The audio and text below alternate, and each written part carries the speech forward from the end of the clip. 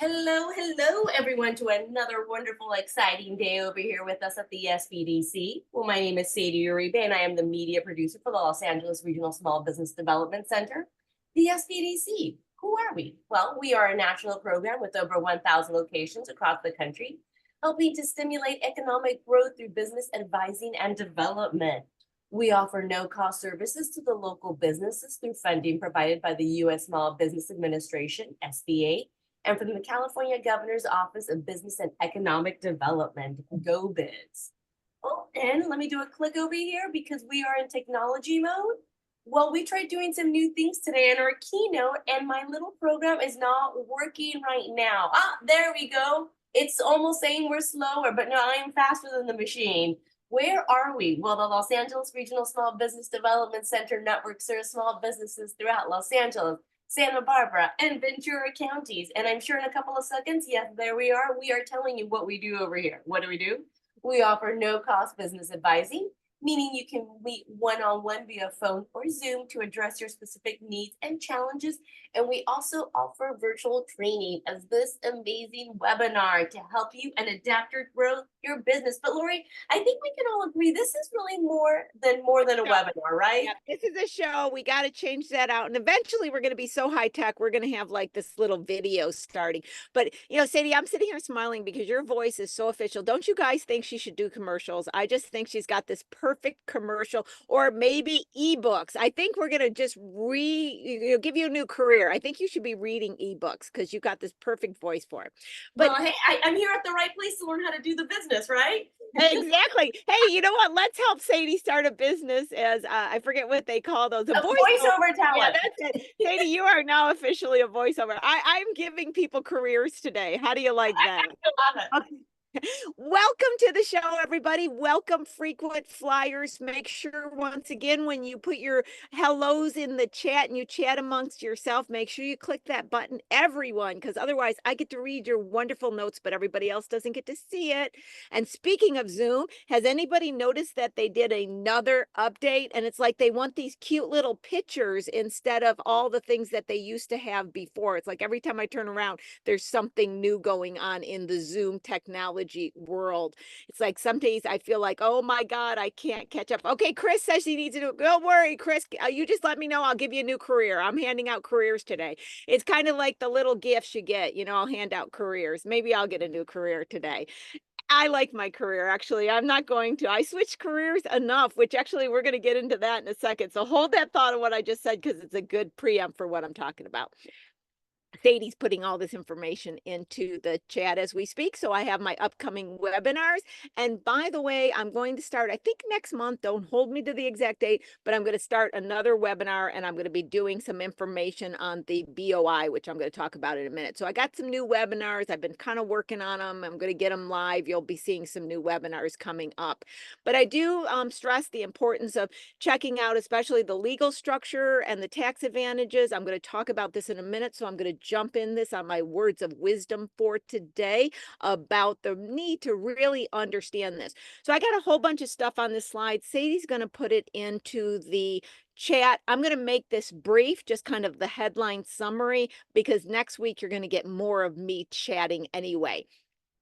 I know I mentioned the LLC $800 franchise tax fee a couple shows ago, but I'm getting so many responses and people not understanding this and not having clarity and not having paid it that I'm bringing it up again, okay? Because I'm just getting so many questions about this. So when you form an LLC, the $800 franchise tax fee is due on the 15th of the fourth month. So if you formed it in July, it would be due the 15th of the fourth month, okay? And then from there, every single year, it is due on the 15th of the fourth month, which lands on April 15th, like your taxes, okay? So every year this is due. So you're literally paying the $800 ahead. You're not paying it after the year. You're paying it ahead of the year. There was an exemption for the first year. Notice I said the word was. There was. And that was in effect from 21 to 24, but that is no longer in effect, okay? No longer in effect. And so a lot of people, when they formed their LLC at that time period, they believed falsely that they did not have to pay the 800. So come this year, that what's happening is people aren't paying the 800 and they actually owe it. And I'm getting a lot of questions about this. And what is also kind of a good thing is that the Secretary of State is a little slow on catching this, guys. So if you haven't paid the 800, make sure you check it out and do so. Now, it's not on this slide, but in the chat, I asked Sadie to include the link to the franchise tax fee. This is going to take you to a page that's going to tell you every single thing about the franchise tax fee, the LLCs, and it will show you a address to mail the payment, a voucher, as well as you can set up an online account.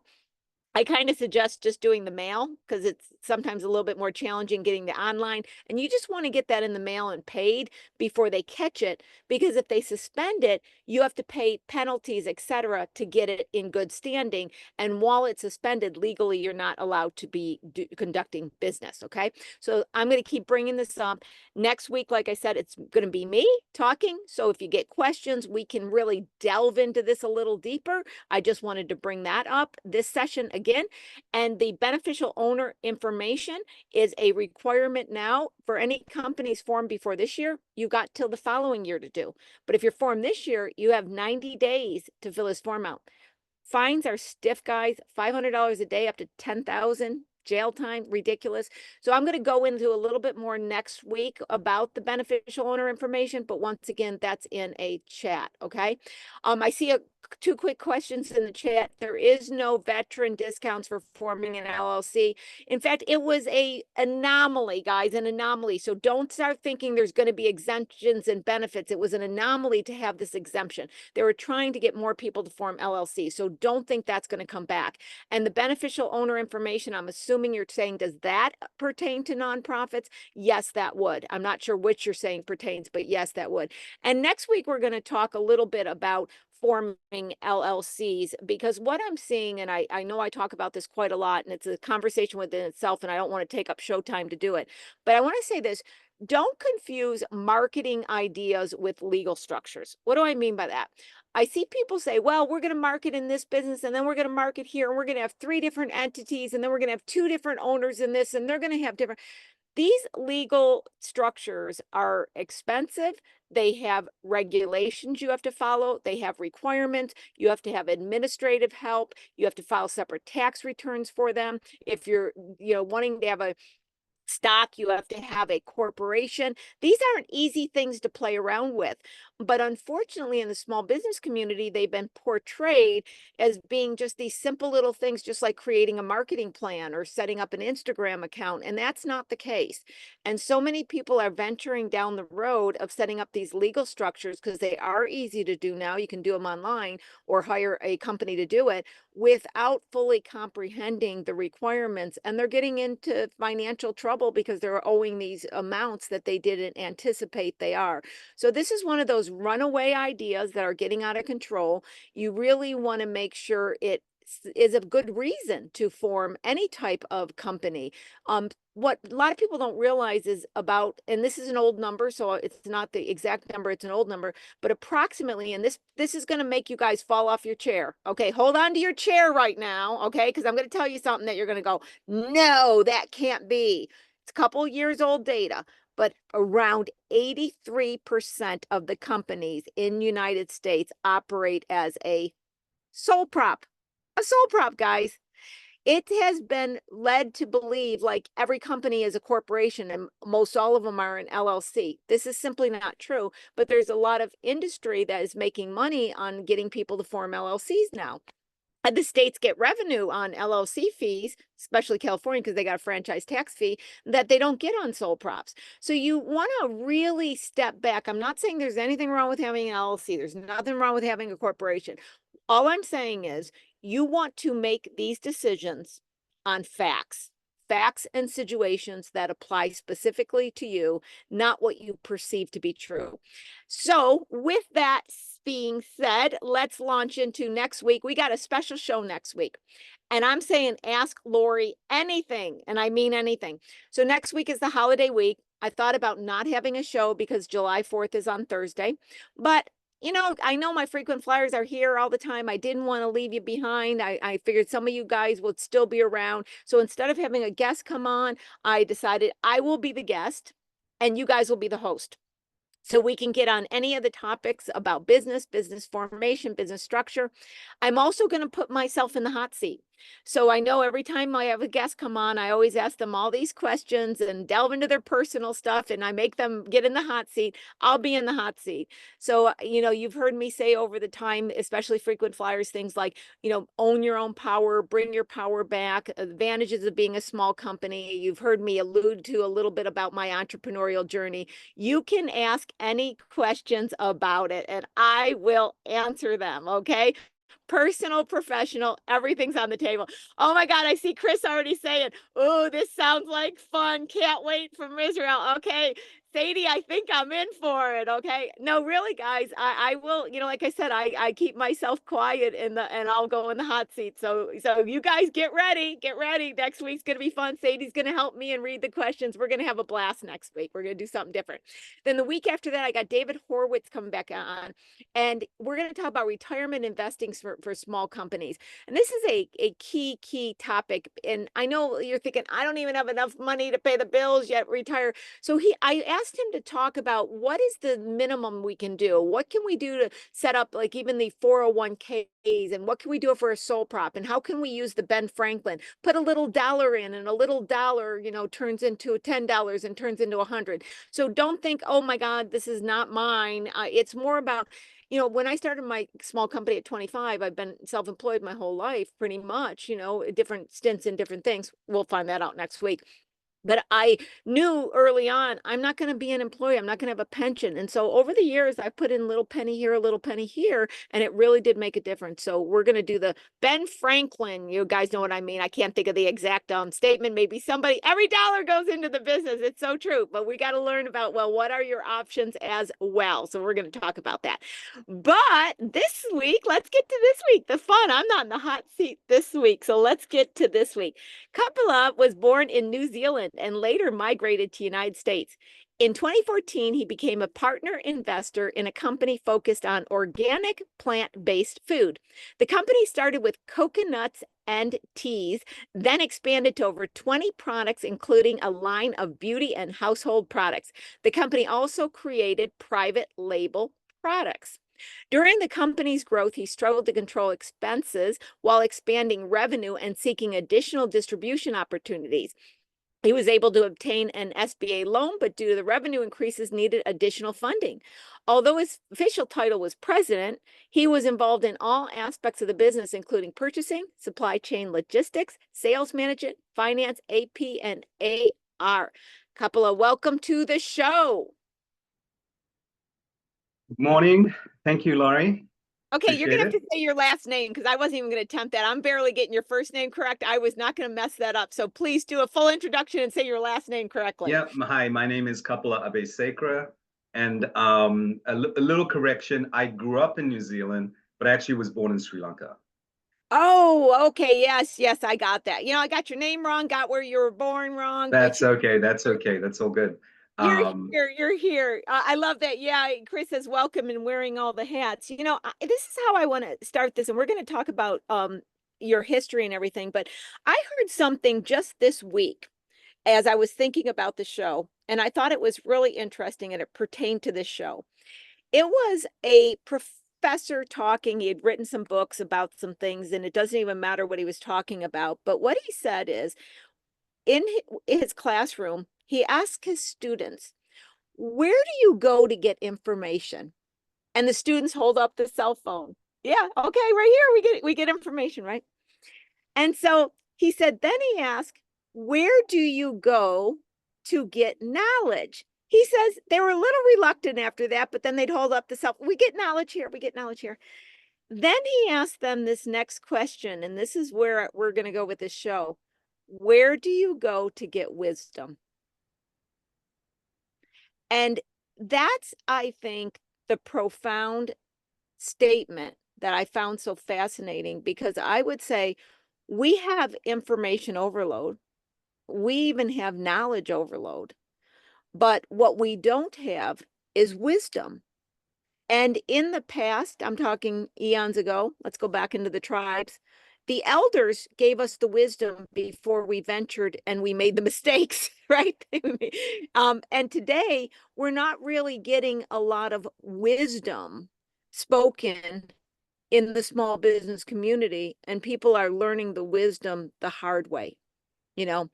So I really am excited to have a conversation with you, because as we talked, I realized that you have gained so much wisdom, and you've gained it in some ways the hard way, which is the most lasting wisdom.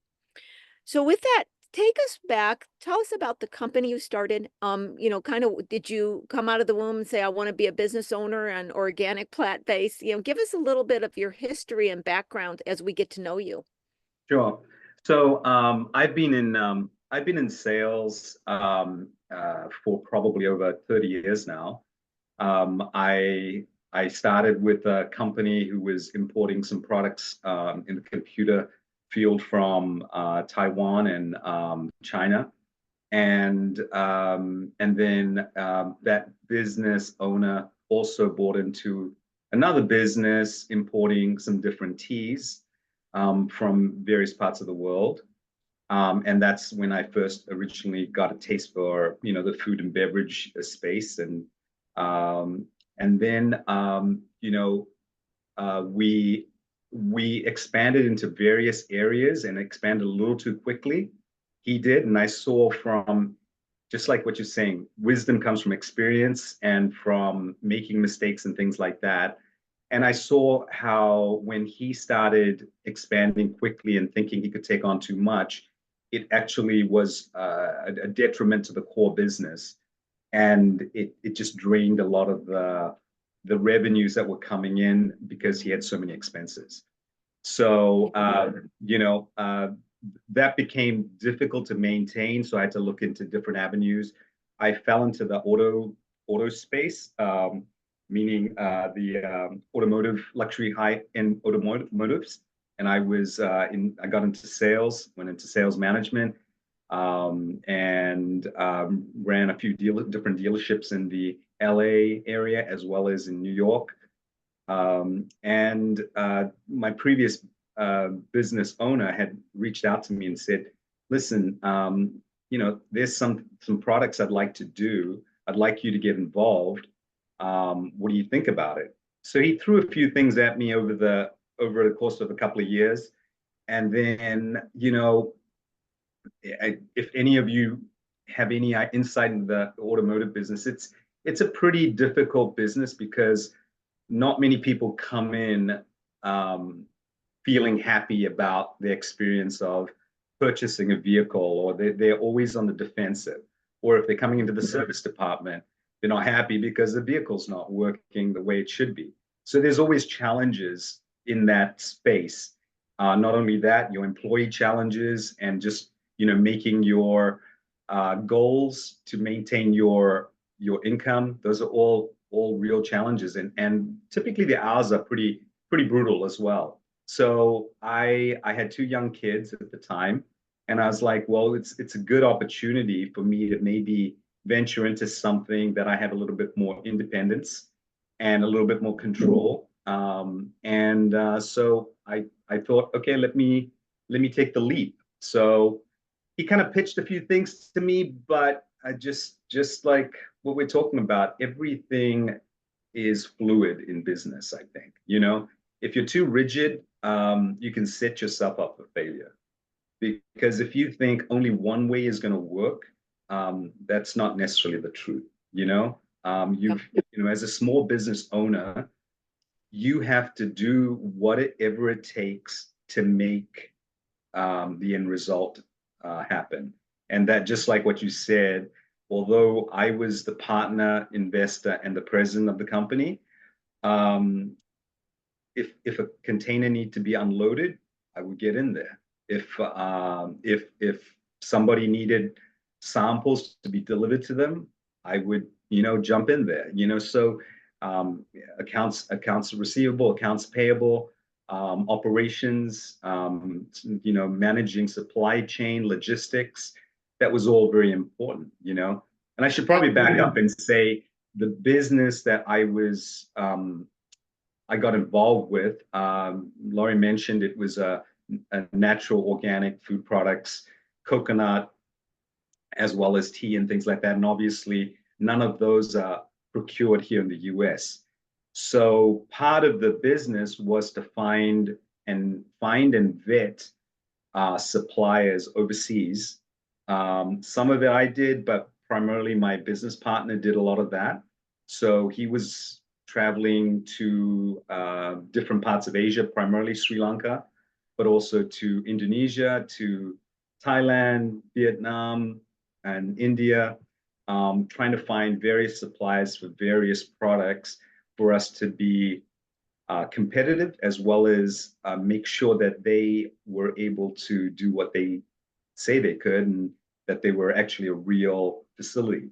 Gotcha. Because dealing with international trade, you don't know who you're dealing with on the other side of the world, unless you've physically been there. Yep. And you may be, if you are lucky enough to be referred by somebody, or have different opportunities to kind of get them vetted, then that's great. But otherwise, sometimes people don't know who they're dealing with, and they get taken for a ride. So and I kind of gave that background just so to say that the supply chain logistics portion of an import wholesale business is extremely important, because when you're looking at products that are kind of low dollar costs, which is what we dealt with, something like coconut milk, it costs a couple of dollars. So keeping your transportation and logistics costs to a bare minimum is extremely important. So during COVID, we saw costs of things that we were bringing in, typically a full container, which is about 20, 10 to 20 pallets of product coming from overseas. So that used to cost somewhere around $2,500. During the height of the pandemic, that cost to us went up to $18,000. That wasn't something we could pass on, because originally we didn't think it was going to last that long, Right. like everybody else. But that was something that we ended up having to eat for a while, and then initially, then we started to increase our costing a little bit to absorb some of that. But again, you've got to be ready for things that are going to be thrown at you left, right, and center. You gave me so much to unpack, so we're going to go through a couple things and then detail on some stuff. And by the way, I want to make mention, because we're going to go into the imports a little bit more in detail, but what you're speaking of, I had a client that had the same thing, like went up 10 times, and suddenly the profit margin she thought she had were completely absorbed to a negative because of the shipping, and she's still in dispute over all that. So that was another thing. But we're going to go back to some minor points and then delve into some other detail. What I think is interesting is about you having the beginning in the sales training. And in many years when I was a professor, and students in entrepreneurship would say, if I get a first job, what is a good job for me to get? I would, to their surprise, tell them a salesperson, because a salesperson is going to have more of an understanding of how to get customers. So you had the sales background, but then you turned around and got completely into the other aspects, like the logistics, the supply chain.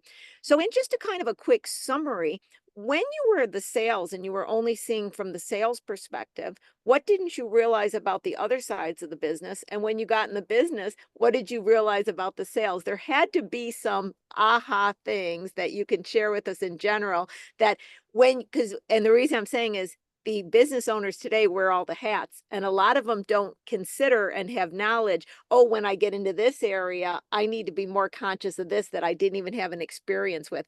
Any thoughts of wisdom in it, just wherever you want to go with what I just said? Yeah. So I think I mean, when you're on the sales side, all you're focused on is selling your product. and you will, if I'm going to go from a low level, right? Like when you're just a salesperson, you're not a sales manager. So there's different hierarchies, right? All you're concerned about is, can I sell a product? Can I make my commission? It doesn't matter what it sells for, right? It doesn't matter to you as that salesperson. Right. When you're a sales manager, that focus changes a little bit. You still need certain objectives you need to make, right? But so you need to balance making your objective with also making a profit and being profitable at the end of the day. And when you're an owner, you need to look at how does that balance with the expenses I've got against these employees, against the commissions, against the product costs. So it's a very different outlook because I think for me, I always had a hard time just taking a sale as a manager. I always had a hard time accepting a sale without considering profit. Right. I think that, if a product I think this applies for anything. If a product that you have is aged, okay, your best option is to get rid of that dead inventory and get into something new. And I was always trying to think about the business and say, well, I need to still make profit for the business. Right. Right. But that's a fine line, because if something is just sitting there and taking up space, taking up shelving, taking up your inventory cost, you might as well unload it even at a loss, because what's the saying? That first loss is the smallest loss. Yeah. Yep. Because the next time somebody offers it, it's going to be at a further discounted price, because now people know it's been around for such a long time. So those are different aspects of looking at the business, I think, from the front end versus the back end, because you have to think about, your profitability and are you making money, because that's important as a business owner, right? Yep, that's beautifully said. And what you're hitting on is the key things that I see when people switch into the sales mindset and the business owner without a full understanding. Let me explain. Companies that are also selling, they will discount based on the customer request because they feel the pressure of it, but they're not being the company owner saying, I won't sell below this because I'm not getting a profit, right? So suddenly they're selling their services as well. Services are the worst. They're not considering their time involvement. And I love how you went through the different mindsets from being a salesperson, you're just worried about getting the commission, up to being a business owner. You have to think, am I selling it at a high enough price to cover all the expenses, the commissions, the whatever there has to be within that formula? And this is where business owners have to stand back and say, am I getting engaged in discounts? Am I selling it and not making a profit? Because they have to play both. They have to be the child and the parent. They have to oversee the house and play in the house at the same time. And that's always a challenge for people when they're playing both roles, because they want to get a customer so bad, they start bargaining with the customer below what they should even be selling it for to be profitable. And I love what you said about inventory. I've got a client right now. It's like, do we, sell to get clean inventory? That is one of the most challenging decisions that people have to make. You're spot on with that. A lot of companies really love the idea of setting up some kind of import. We'll talk about import right now, but an import company. And I know, just in making a statement, as you already expressed, there's a lot more complications to that than one would believe, right? And I think it starts with getting who are you going to buy from and being able to vet properly. And we had somebody on the show about 3 shows ago that talked about that as well. And a couple shows before that talked about vetting people overseas and what questions to ask. And in that, I know you had the fortune of having your partner going and seeing the people, but did you learn any lessons in whether communication, written communication, questions that you asked, ways to get information and data that helped with that gut feeling, like this is a good thing or this is something I should stay away from as you're going into these different countries to create these relationships? Yeah, I think we're fortunate sitting here today that we have tools and means that weren't available, say, 20 years ago, right? Meaning right now, this video conference, not being able to chat with people on a message app or on WhatsApp or whatever the service is. 20 years ago, that didn't exist. It was faxes and phone calls. And I can tell you, like, dealing with different countries, there's different ways that they respond and that they communicate. I like I said, 20 plus years ago in China, when you ask them about some product, if you've given them an order and they've got the product, you want to find out, can it be done according to the schedule you've given? And typically you'll get these answers that they just say yes, yes, yes. And here, if I ask you, did you get that order? And you say yes, okay, great. Do you think you can produce it in time? Yes. Do you think you can ship it in time? Yes. That means everything is ready to go. But over there, you find out very quickly, those yeses just means, yes, I understand your question, Laurie. Not yes, I confirm. So again, when you said communication is extremely important, because when that order doesn't ship, and you said, hey, how come that order hasn't shipped? You said it was going to be done by this time. It says, no, yes, I said I understood that you wanted it shipped by that time, but that cannot happen. And so, making sure you clarify things is so important. And I work with some young entrepreneurs who go through this even now, dealing with countries such as import from Mexico or getting things done in Mexico, and they don't have a clear contract in place. And when you do purchasing from overseas, you do need to state that your purchase order should be used on all documentations. You need to make sure that, like in the food business, that they have an FDA license to export the product, because otherwise you're not going to be able to get your product in.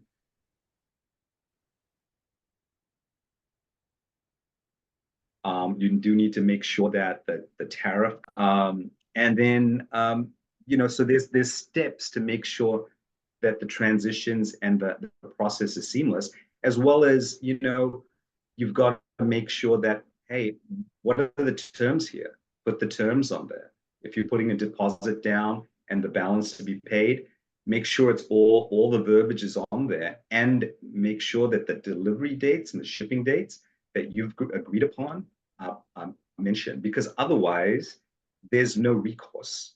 You can say it in your purchase order, but if they don't confirm it on a pro forma invoice, it doesn't mean that they accepted any of those terms and conditions. So that's really important, especially when you're talking about importing from overseas. Yeah, I actually, part of my MBA was international studies, and my focus was going into Hong Kong as well as Thailand and going into companies, et cetera, like that. And it was very interesting. And you're absolutely correct. What you perceive is our language here. I learned quickly, relationships are different. You have to learn how to communicate those relationships. Now, one of the things that I'm not knowledgeable on imports or exports just enough to be dangerous. So this is kind of a maybe a dumb question, but I think I've seen so many people experience it. I want to ask it. You know how you mentioned about the freight being so much more than anticipated? I'm finding that people think they cross the T's and dot the I.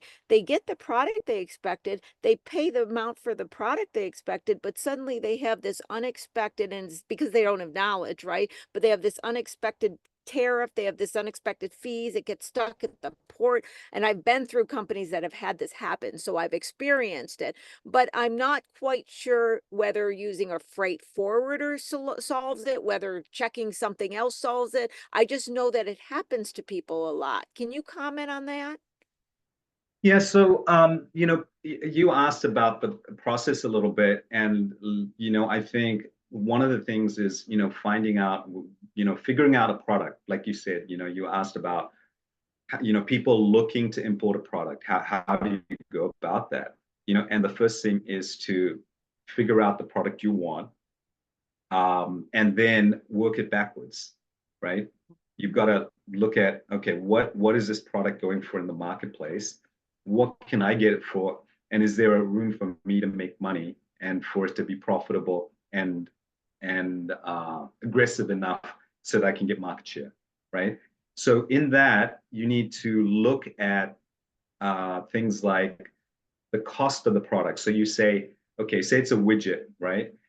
So you find out, you speak to a customs broker, right? And you say, how much is the tariff on this widget from this country?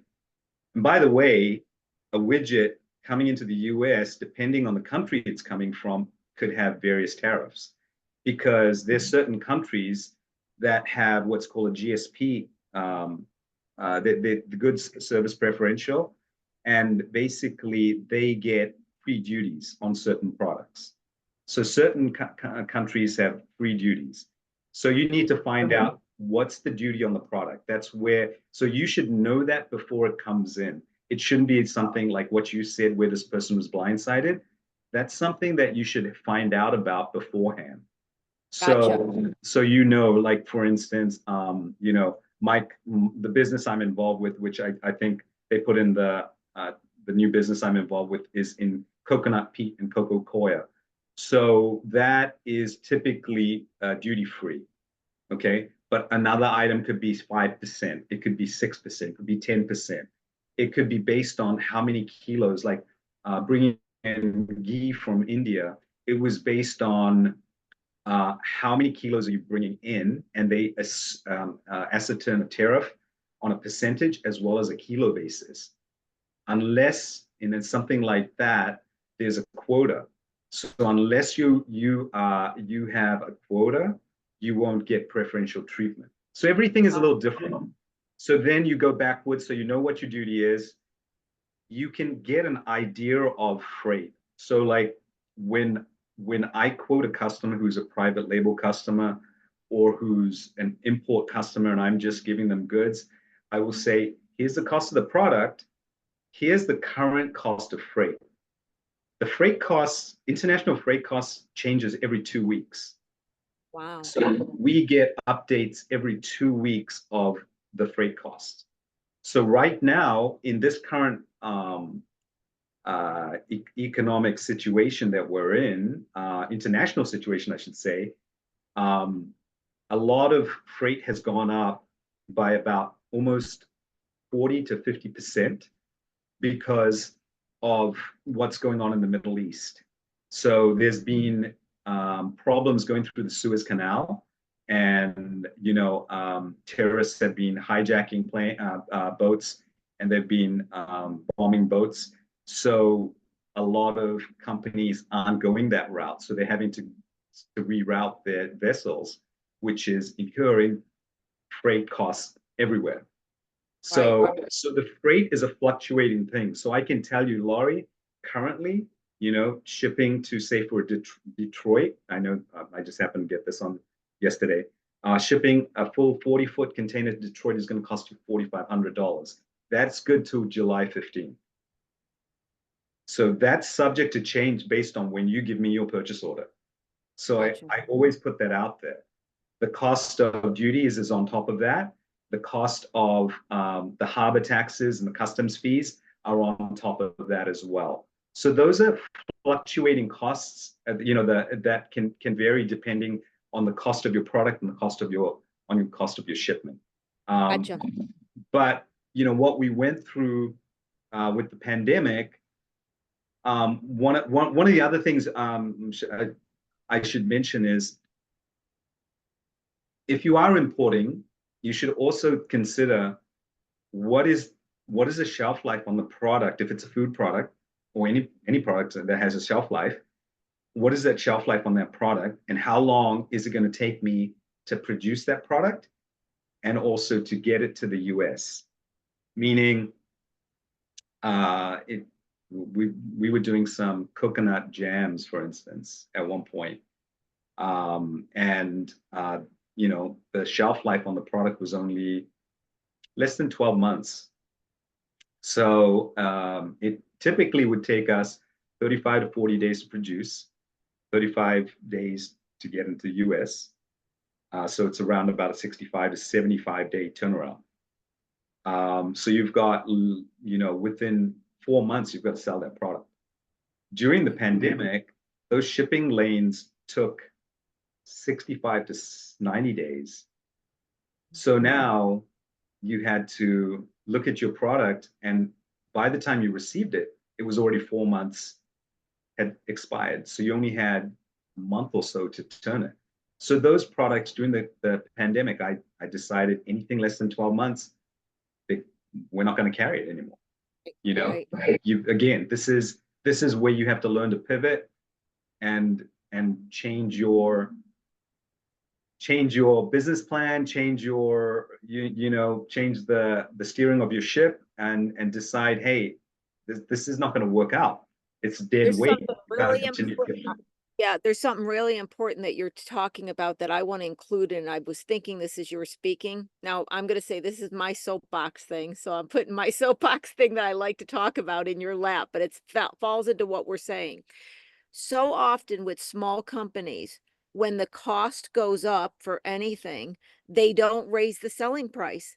They just take it off the margins. And I always say, all you got to do is hear that the gas prices may increase and all airlines are raising the tickets immediately. And they go in unison, whether they're a monopoly. I'm not trying to say that, but what I'm saying, they all know that they have to change selling prices or their profits get hit. Small companies incur the cost and they don't add it on to the selling price. I talk about this all the time. And as you were speaking of freight changing and everything, I'm thinking in my head, you have to have strong enough profits to absorb some of this that you can't change the selling price because it's too late. And then you have to make sure you stay up on your numbers so you are always protecting your margins. That's such an important topic. Can you speak to that a little bit? Yeah, I think the first part is definitely a big challenge as a small business, where you break into a marketplace and you're a small fish in a big pond, right? And some of these giants will make you aware of that, and they'll remind you that if you don't succeed, we're gonna punish you for it. And so it's always a difficult conversation to go to the giant and say, give me more for this, because it's costing me more. In some cases, there are contracts in place and you've got to ride it through. So that can be the case. But in other cases, it's a difficult balance between, is it worth doing the business? I should say, is it worth going and upsetting the apple cart, to speak, and saying, I'm going to ask Laurie for more money for the same product, with the understanding that she might say, you know what, there's another supplier that we could have used, and they're willing to do it at the same price, and unfortunately, there's only certain clients, I think, nowadays that have that relationship where they value you as a supplier as much as you value them as a customer. And I think building that relationship and knowing who you stand with is important, but there's not a lot of those out there anymore, so you're just sometimes just a number. So it's very difficult because there are people who are looking to break in, and people are willing to break in just at cost sometimes, just to get the business, because they also think in their mind at some point down the line, maybe we can increase the price. Yeah. And you So know, go ahead, please continue. But I think one of the important things, I think you should be able to walk away from the business. Sometimes there's certain business it's not worth doing at the cost of losing everything else. Unless you've got huge profits over here to support that, it doesn't make sense to do it at no cost or low margins and think that's a maintainable business model. I talk about that all the time because unlike us in the olden days when we were manufacturing and we had a conveyor belt and the old business logic that the X widget off the conveyor belt costs less, we're purchasing, so our costs are staying the same on the purchasing. We're doing the internal operations are staying the same. So if you're not selling at a profit here, chances are you're doing what I call just more tired and more broke. You're not going to be able to. I always tell people you can't sell yourself out of a bad cost structure. You're just going to get more tired and more broke. And this is kind of a thing that I notice as an interesting observation. This is a Lori observation. I've been at this game for many years, decades, and I noticed that more so than ever, it seems like the company owners that are seeing the most money, that are making the most money, are the ones that are small, dealing more with smaller companies, or really large, dealing with larger. It's when you're small trying to deal with the large, like you said, you're big fish, small fish in a big pond. With the small companies that are trying to get the big Costco's, get the big companies, they're the ones that are being squeezed so much and they're not making money. The smaller companies that are making a very unique thing and maybe selling it online or selling it at some boutique markets or etc., they're the ones that are making the money. It's almost like I keep telling people, and it's been my theme, small companies unite, work amongst yourself. You're going to be in a field where all tend to benefit. It's very challenging when you start crossing up, if you don't, where we're going to go in with the last bit, we're going to launch into this, when you don't have the funding. And what I'm going to have you talk on this as well. I'm giving you a few things to go with. And so many people think all I need to do is get the money and everything's going to be fine. All I need is money. It's not about the cost structure. It's not about my profit margins. I just don't have the funding. Funding's going to solve everything. I can go off on that forever. I may do that next week on my special Lori session. But can you talk about your overall experiences and knowledge about funding, what part it plays and what part it won't fix? Yeah, I think when I started in 2014, your brand new business, you're just bootstrapping it. It was primarily my investment, and then we need working capital. We need more product coming in, so I needed to get some working capital so that we could grow the business.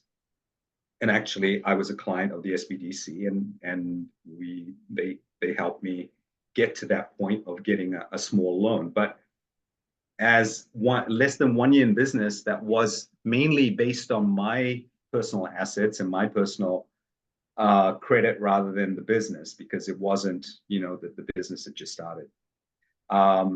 Got a small working capital, got a $150,000 loan from the SBA, and then we got an order from a retailer for for some coconut oil, and they gave us a opening order for like 2 months worth of supply, or 3 months worth of supply. I think was like $500,000.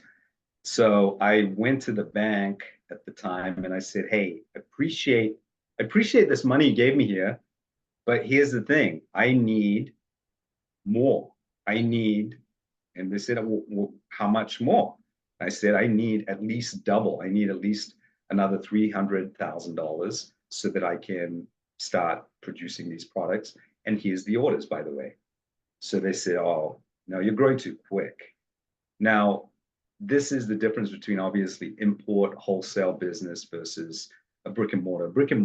If a bank looks at you like a brick and mortar, which most banks do, they don't understand that, it's very different. dealing with the wholesale business where you're just trying to get new clients in and it could just pop, you know? So I was trying to emphasize different ways of doing business with them. And it was really difficult because I said, hey, listen, I'll have the payments come to you, you just pay me my difference. But the banks didn't see the vision in that because to me, there's no risk in that, you know? So we were actually able to leverage other resources after exhausting that. And we were able to talk to the suppliers and they gave us some credit lines, you know, so gave us grace so that we could pay after we got paid.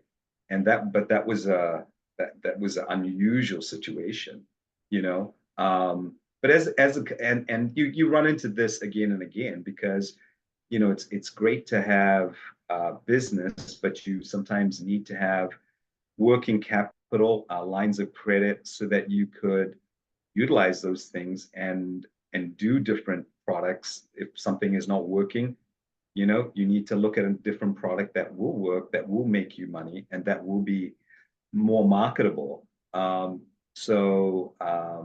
think, you know, to answer your question, as far as, you know, being able to decide, you know, how much do you need to set aside so that you do have a float is always important because, you know, as our company grew, and I think you mentioned in the bio that we went into various products other than food and beverages, and one of them was a small cottage industry where we worked with 300 underprivileged women who were basically producing a handmade basket, wire basket with recycled paper, which one of the retailers sells every year.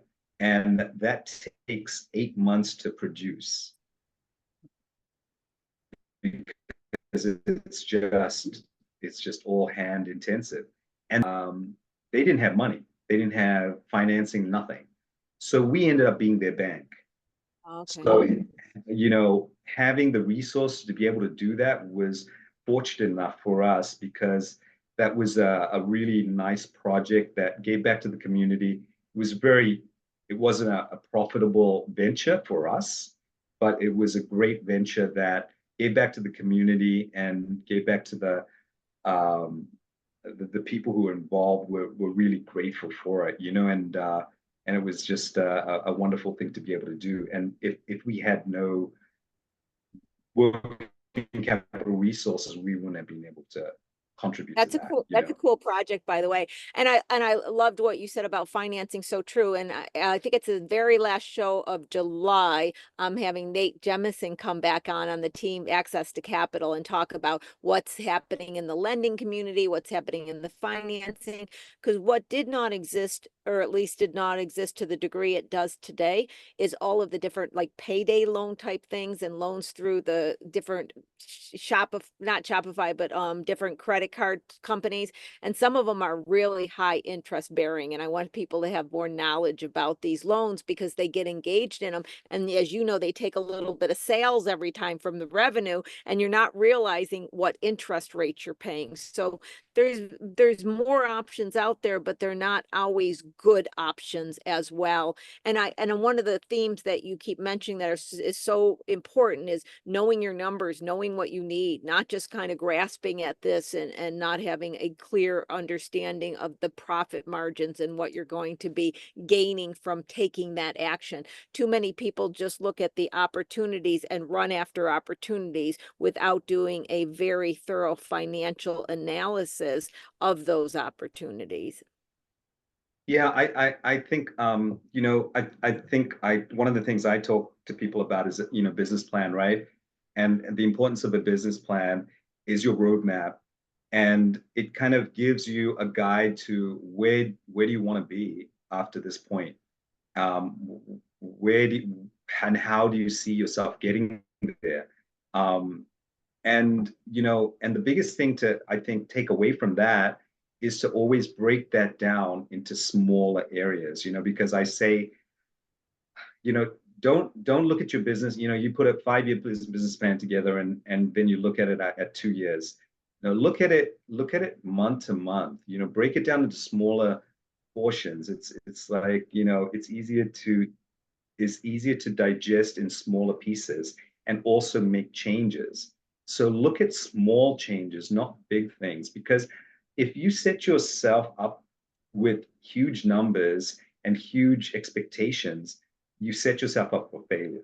So You set do. yourself, you know, goals that help motivate you and your employees and your business, that, and then celebrate those. If it's like making a 10% growth over the next 6 months, or introducing a new product, or hitting a milestone dollar amount. You know, my milestone dollar amount was, you know, I wanted to hit a 30% growth within 3 years. And we hit 200% in the second year of business, you know, and then maintained that for 3 years of business, and then it plateaued out. So, you know, those were great, but at the same time, other challenges come with that. So always be, again, I used the word fluid before, you know, that your business plan doesn't have to be structured in such a way that you don't waver from it. I think you need to be able to, you know, look at it from time to time and make modifications. And, you know, whatever the marketplace is doing, and wherever the direction you feel is right for you, you need to be able to adjust and make those changes. Absolutely. In fact, I was telling somebody the other day, and follow on why I'm saying this, because there's a catch to it. But I tell people I am no longer in support of business plans. And they're like, what are you talking about? And I go, well, because the word business plan in the world today has translated into some software plugging in a bunch of things and creating this plan. And it's more like an ego writing, you know, it's a writing project for the ego. I'm starting now, just because of that, I'm saying working plans, have a financial working plan, have a marketing. And like you said, when you're checking in constantly, it should be a roadmap and then historical data to see if you're on the right road. And too many people are just jumping into what at one time was something that was proper and more of a working plan into these written novels for the act of doing it, you know, the act of doing it. Well, as we come near the end, first of all, I just want to, I have one more very important thing I want to announce here, but I just want to say thank you, because as I began and I said about words of wisdom and where does wisdom come from, I had a belief when you and I first interacted that there was a lot of wisdom and you were a perfect person to come on the show and just speak about it. And I was beyond correct on that. You know, in other words, this show has turned out to be even more than my highest expectation. And I can see it with Thank you. chat. I just so appreciate it because we covered so many things. So with that, I want to let the audience know, I kept saying when I first interacted with you, I want to let them know that you mentioned that you were an SBDC client, that I now met you because you just, I think just, you correct everything I'm about to say, but just came on board as an SBDC advisor. And so I want those in the audience to know, are you advising with clients through the SBDC? What are you advising on? And how could they get in touch with you if they want to make an appointment? Yeah, so I came on with the SBDC about two or 3 months ago now, and my area of working is Center for International Trade and Development. So if anyone's you know, some of the things that we talked about for international trade, help in those areas, either import or possibly export as well as how e-commerce can work within your business framework as well. Because as you know, I think I mentioned this before, that the standard brick and mortar business operations are getting taken over more and more by the e-commerce and the ability for people to get things direct to their homes or their businesses. So those are the areas that I am able to counsel in. And I think I gave Sadie my email address at the SBDC.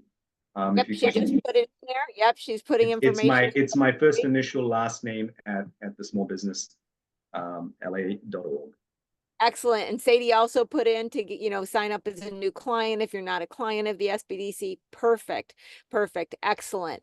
Well, once again, thank you so much for coming on the show. I'm going to be asking you back again because I know the hour went really quickly and there's so many we can discuss. And I saw in the chat, I kind of just, it moves a lot, but I noticed there were a few people, I think Clarice and then Luis or somebody, I think had questions. So now I didn't ask them because I knew you could have a one-on-one. I was already knowing, guys, that you could ask the questions and have more of a sit-down conversation about your specific questions. But I want to thank you so much for coming on today. So Sadie, with that, I'm going to get you back into the groove here. Is this not another one of those very wonderful, informative sessions? Well, I'd say that, I've been here, kind of like your frequent flyers, and we can all say you have lots of energy, right? But I was like, I think this is one of the first shows where I was like, where's Lori? Because we are learning so much, right? Where I was like, wow, I'm like, as you can say in the chat, look in the chat, where everyone is so grateful for all this information. Like, I'm like, wow, we learned so much today, Lori, so much. I know. Well, that's why I kind of took a back seat. It's like when I heard so much being said and so much wisdom, isn't that the sign of a good host? They know when to ask and they know when to shut up and just let the person talk. And that's where and sorry if I talk too much. I tend to waffle sometimes. Oh, you didn't because you were giving us such great information. I directed it when I know my audience a lot and I know what they want to hear. So I directed it, but no, this was fantastic. And like I said, there's so much more to unpack that I'm going to be bugging you to come back on the show. So I already love to do that. Thank you. Announcement. So everybody, once again, next week you get to ask me anything. I'm going to answer anything. We're going to have this fun thing. And either I'm going to say after next week, oh my God, that was so much fun. Let's do it again. Or I'm going to go, oh my God, I'm never going to do that again. I don't know what. So join us next week to see what happens and where we go from there. So in the meantime, Kapila, I want to thank you so much for coming on the show once again. To my frequent flyers who are here every week, I just appreciate you so much. You guys been with us for so long. And anybody new on the show, thank you so much for joining today. And please check in next week for another episode of Small Biz Talk with your host, Lori Williams. See you next week. Sadie's going to stay behind. That gives you plenty of time to have the chat still open. You can grab anything if you missed it. You can get any contacts. She gives you my email address to contact me. You got Kapila's address to contact him, but she'll stay a few minutes because I know you guys are still typing and I don't want you to have to stop. So we're going to check off right now. I will see everybody next week. And Sadie, once again, thank you to you for everything that you do. Bye, everybody. Bye. Thanks.